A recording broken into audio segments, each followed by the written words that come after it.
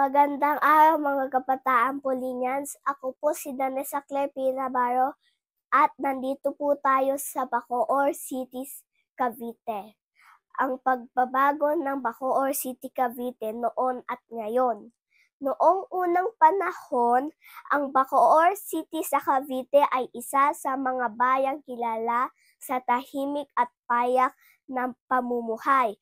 Pangunahing ikanabubuhay ng mga tao noong ang pangingisda at pagsasaka, kung saan malawak ang mga palayan at palaisdaan ng bumabalot sa kabuuan ng bayan.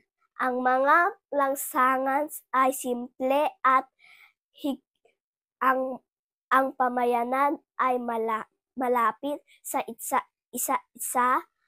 Higit pa rito, may malaking papel ang Bacoor sa kasaysayan ng Pilipinas dahil dito rin nagganap ang ilang pangyayari sa himagsikan laban sa mga Kastila.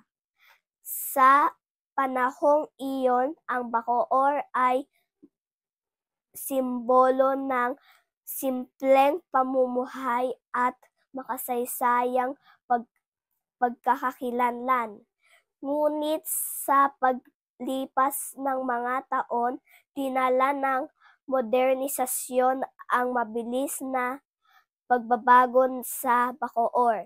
Unti-unting napalitan ang mga palayan ng malaking subdivision, komersyal ng gusali at establishmento.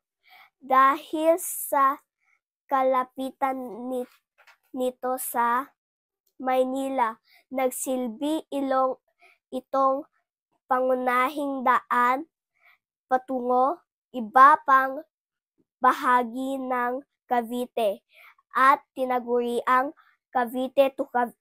Gateway to Cavite. Ang mga pangunahing kalsada gaya ng Bacoor Boulevard at Cavitex nagbigay daan upang maging mas mabilis ang transportasyon at kalakalan. Ang mga taon ay hindi na lamang umaasa sa agrikultura kundi nakatuon na rin sa negosyo, serbisyo at iba pang uri ng kabuhayan.